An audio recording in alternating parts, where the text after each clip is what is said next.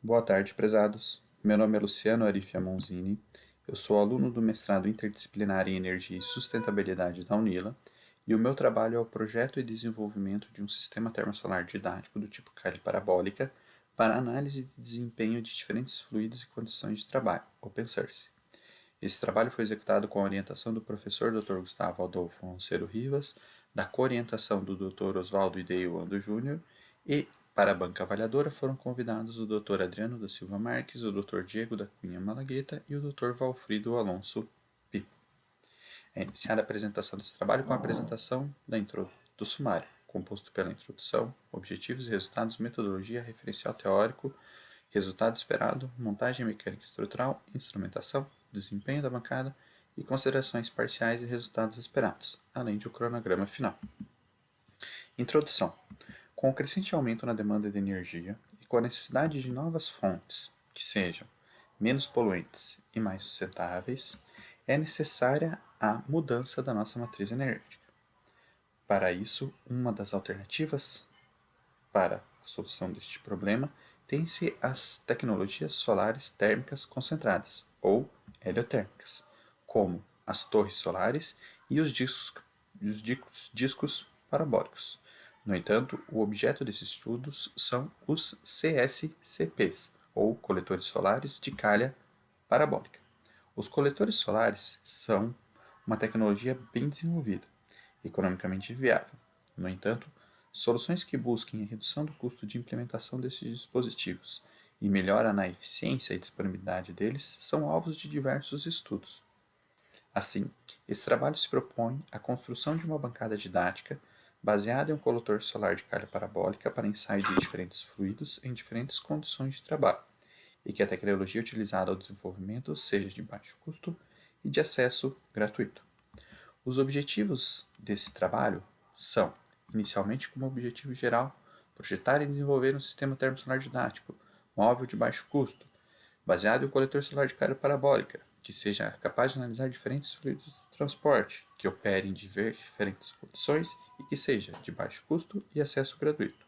E a fim de concluir esse objetivo geral, deve-se cumprir os objetivos específicos, que são desenvolver o projeto mecânico estrutural, realizar a instrumentação eletrônica, realizar e implementar a instrumentação meteorológica e solarimétrica, desenvolver um sistema de aquisição de sinais e um sistema de monitoramento de dados, além de validar o protótipo do sistema proposto. Assim, espera-se como resultado final uma bancada didática baseada em um CSP, com sistema de aquisição de dados remoto, rastreamento solar ativo de 2 eixos, com um sistema refletivo composto por uma calha em aço e material refletivo composto de um filme plástico, além de um tubo absorvedor de cobre revestido com uma pintura preta fosca, sem proteção de vidro, apta a realizar ensaios de diferentes fluidos, incluindo nanofluidos, em diferentes condições de trabalho. Para isso, a metodologia foi dividida em 4 etapas, sendo a primeira etapa o levantamento bibliográfico, onde serão adquiridos os conhecimentos e as bases necessárias para a execução desse projeto.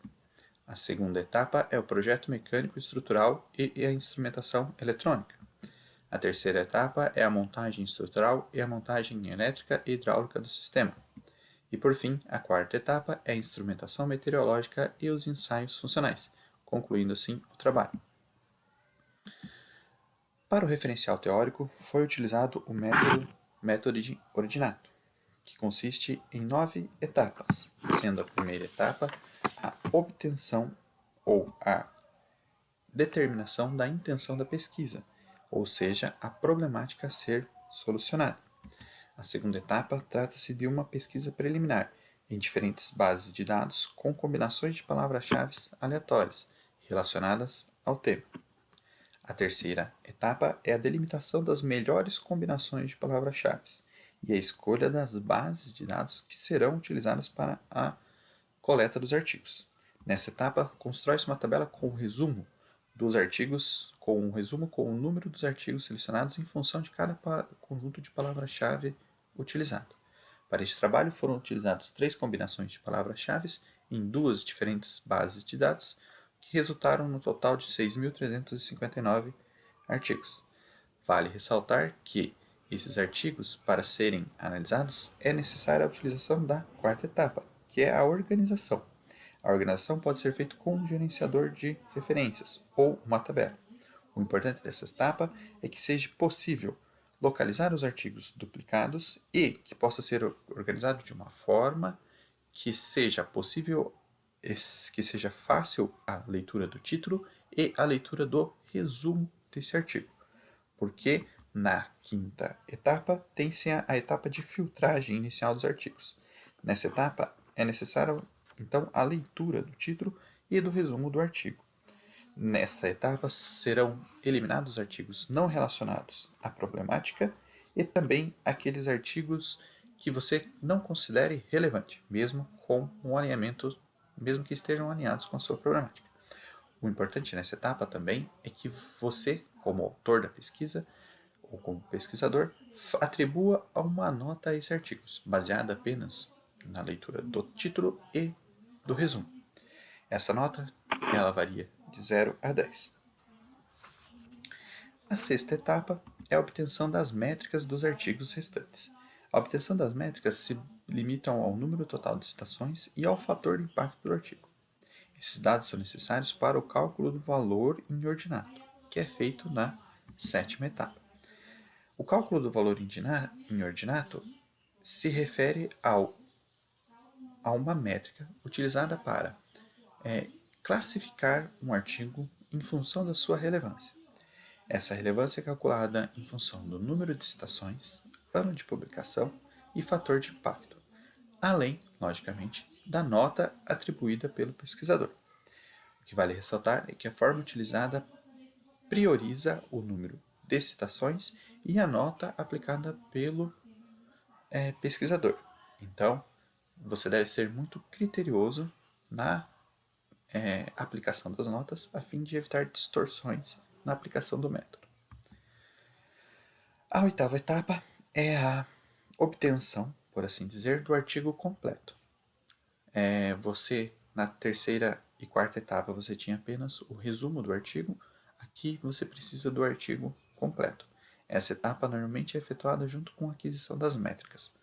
Então, com o artigo completo em mão, é efetuada a leitura completa dos artigos e a escolha dos artigos que serão utilizados para a execução do trabalho.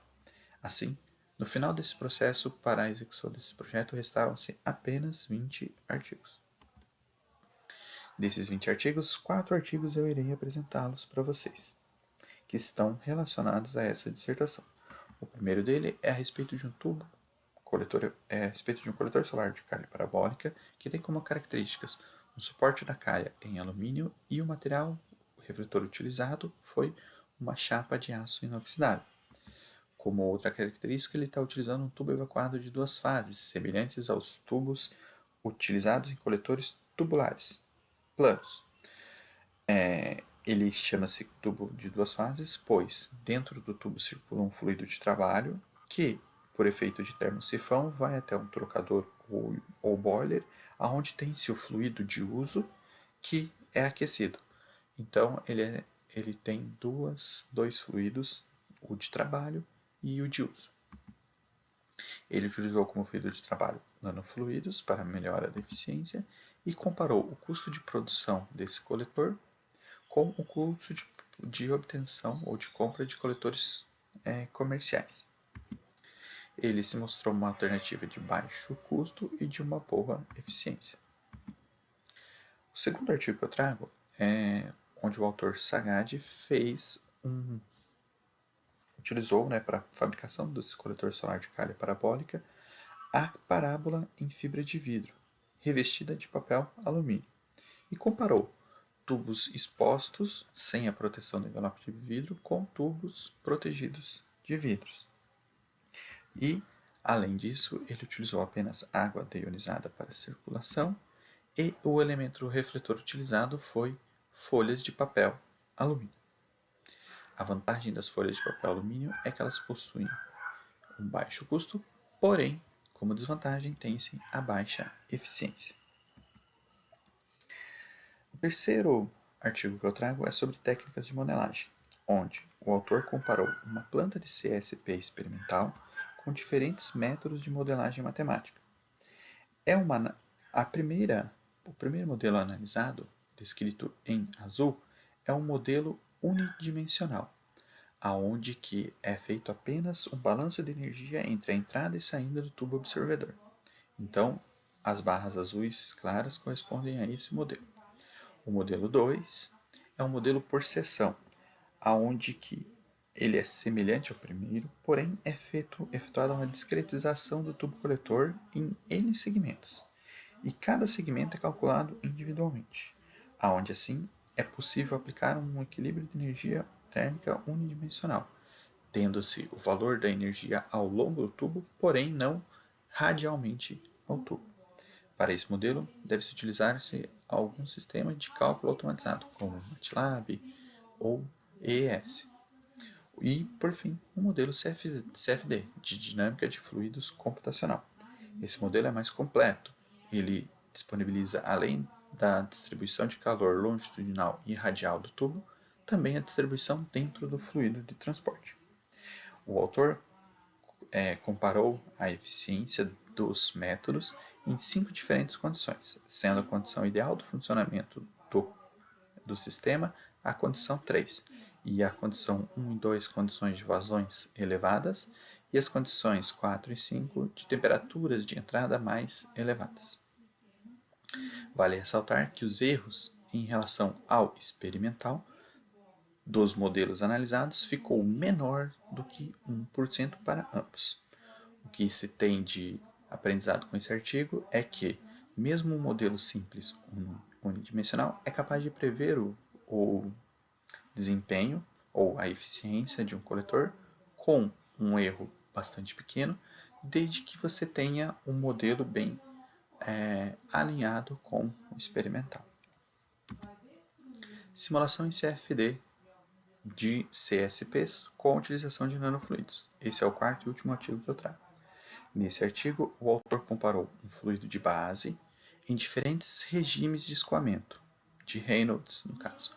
Assim, ele notou ou percebeu que a eficiência aumenta conforme se aumenta o escoamento do fluido ou a velocidade de escoamento. E que, nessa condição de melhor eficiência, a implementação de nanopartículas em até 1% melhora a eficiência do coletor. Porém, para aplicações acima de 1%, essa melhora é muito baixa. A nanopartícula utilizada foi o óxido de alumínio.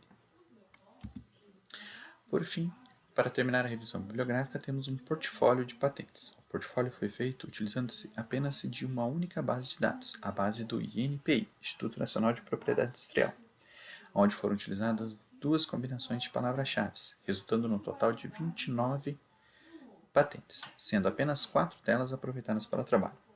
Como nota, deixo que a pesquisa deverá ser ampliada para outras bases de dados como o Google Patents. E para representar essa parte do trabalho, eu escolhi a patente referente à construção de espelhos curvos para CSPs, onde que o autor desta patente propõe um novo modelo de espelho refletivo composto por um vidro fino, identificado pela letra A. Esse vidro tem de 0,6 a 1,2 milímetros, um material refletivo composto pela letra B, que pode ser prata ou qualquer outro material que tenha propriedades refletivas, e um substrato C.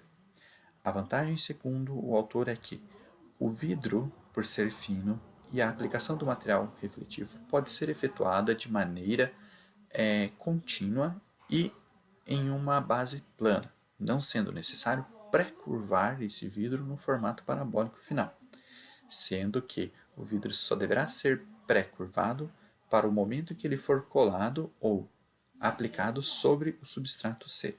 Então, segundo o autor, a vantagem desse sistema é que a produção em escala do vidro fino e do material refletivo é muito mais rápida e barata do que curvar um vidro espesso e que seja aplicado posteriormente o material refletivo.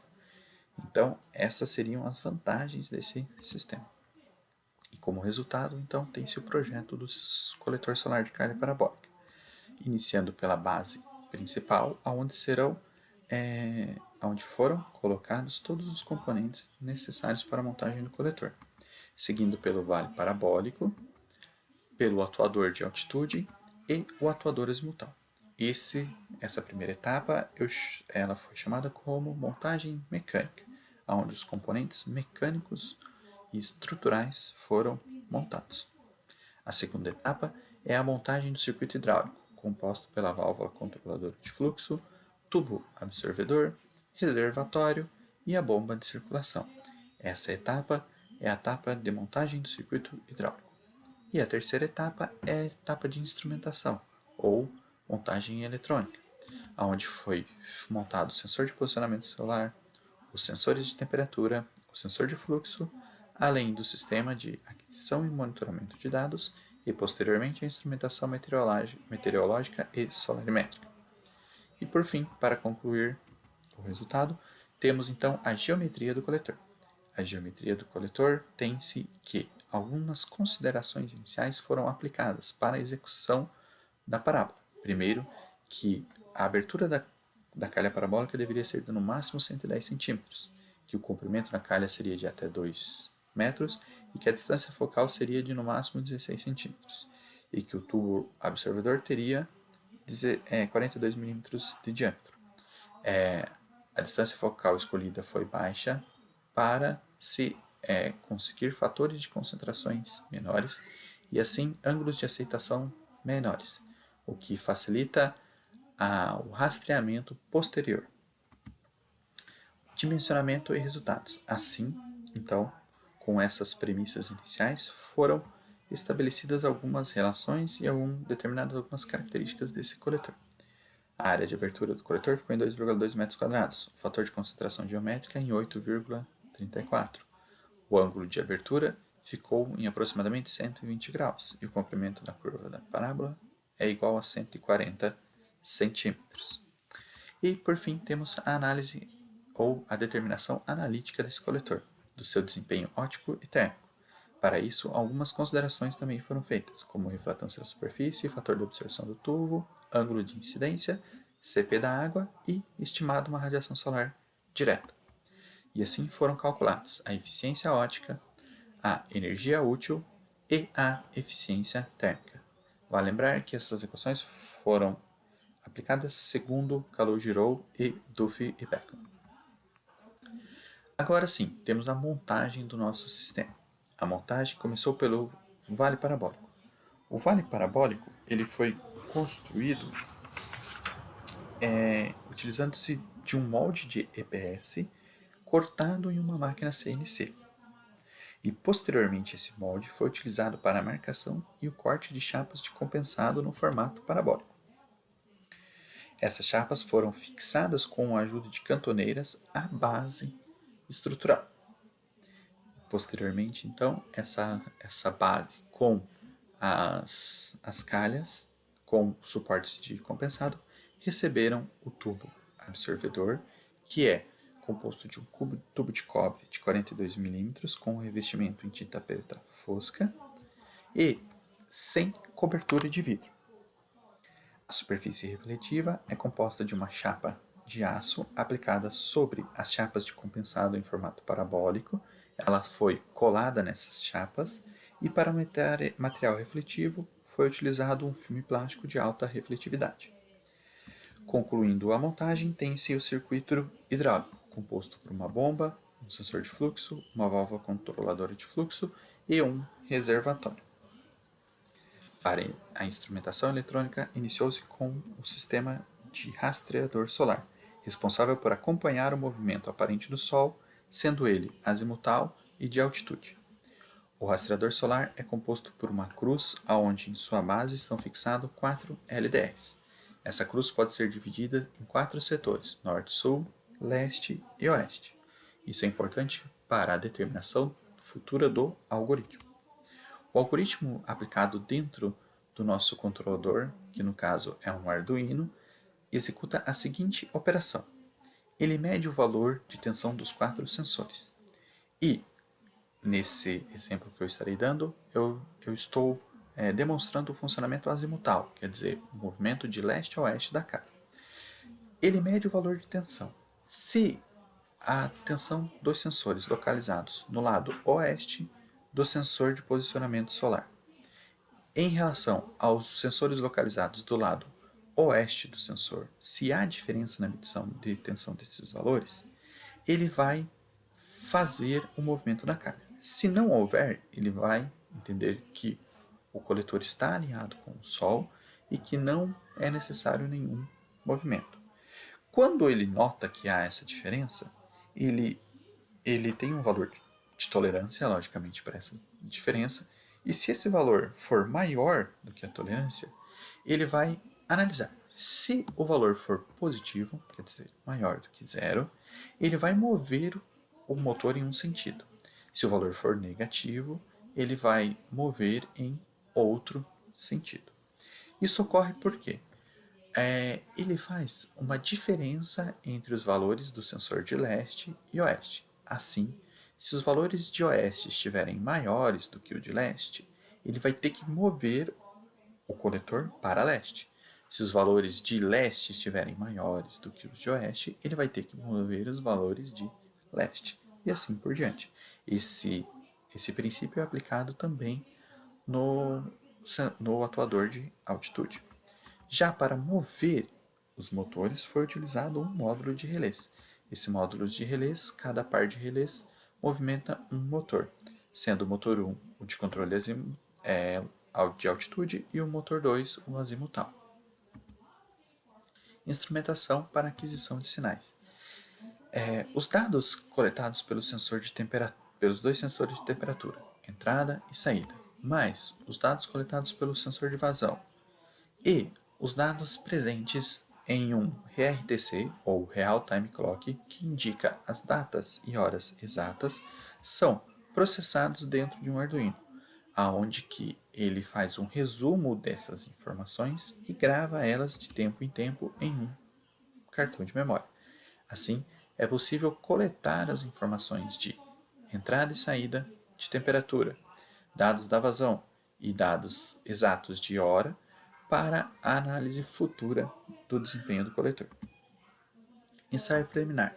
As condições iniciais dos ensaios foram definidas como temperatura ambiente de 30 graus, temperatura inicial do fluido de 25 graus, a radiação solar direta foi estimada em 1000 watts por metro quadrado e a temperatura máxima de operação do sistema é de 110 graus Celsius, sendo a vazão máxima a ser aplicada de 6 litros por minuto. Vale lembrar que a radiação solar direta foi estimada, pois não tem-se ainda um sistema de monitoramento solarimétrico instalado. E o local de realização do ensaio foi dentro do Parque Tecnológico de Itaipu, onde fica localizado o laboratório de solda e usinagem da Unila, sendo o coletor colocado ao lado do estacionamento. Desempenho da bancada. Esse gráfico corresponde ao dia 17/2, onde foi analisado o funcionamento do coletor durante todo o dia. Nesses dados, a gente tem a vazão do coletor, a vazão imposta pelo operador em relação à hora do dia. E no segundo gráfico, nós temos a temperatura, a variação de temperatura entre entrada e saída do tubo absorvedor e também em relação às horas do dia. Vale destacar nesse gráfico que foram impostas 4 diferentes posições, vamos por assim dizer, de vazão. Uma vazão pela manhã, 2 vazões pela manhã, uma vazão próxima ao horário do almoço, que seria próxima ao limite de operação, e uma vazão menor no período da tarde. No gráfico de temperatura é possível também observar que há coerência entre o aumento da vazão e a redução na variação de temperatura. Porém, também é possível notar os períodos de sombreamento do coletor, aonde que próximo do horário do meio-dia, aonde que a vazão estava elevada, houve um sombreamento, o que fez reduzir a diferença de temperatura, e posteriormente houve a volta do sol e a redução da vazão. E assim, o coletor foi acompanhando os movimentos de insolação e sombreamento presentes naquele dia.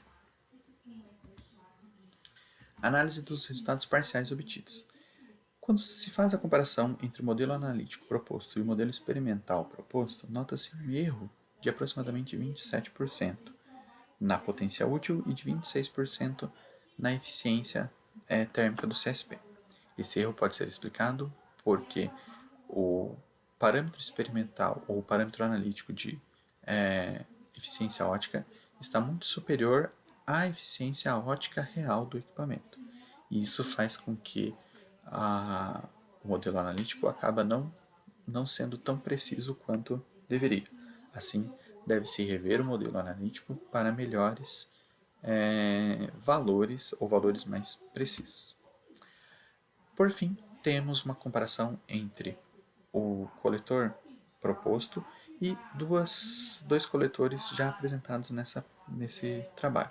O primeiro da fonte A, que é o do Fatabad, que utilizou o tubo evacuado de 2 fases, onde que a diferença entre o experimental dele e o experimental proposto neste trabalho é de 92% para a potência útil e de 67% para a eficiência.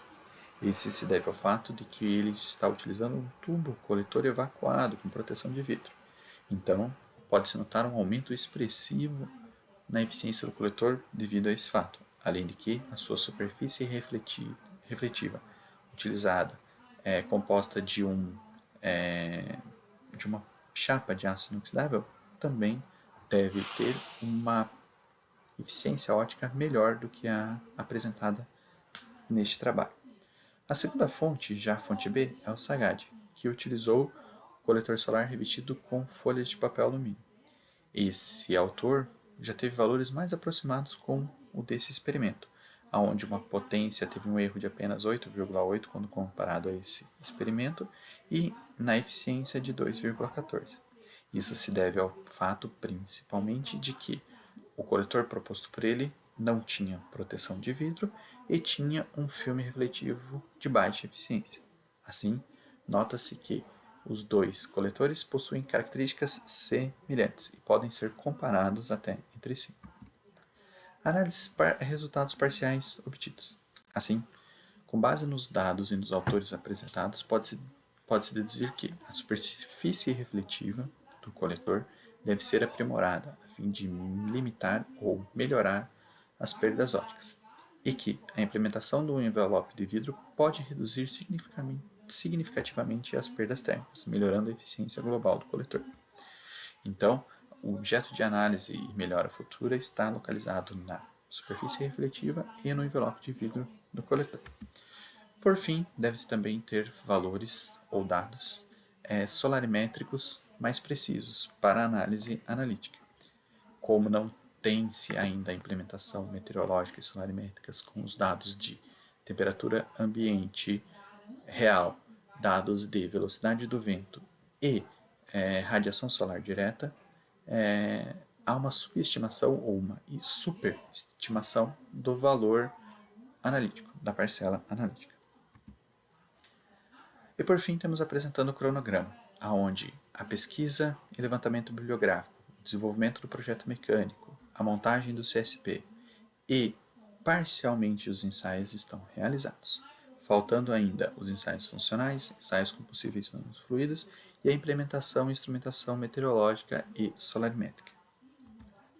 Então, recapitulando os objetivos iniciais, temos que desenvolver o projeto mecânico estrutural da bancada foi concluído, realizar a instrumentação está em andamento, implementar e realizar a instrumentação meteorológica também está em andamento, desenvolver o sistema de aquisição de sinais está concluído, desenvolver um sistema de monitoramento de dados.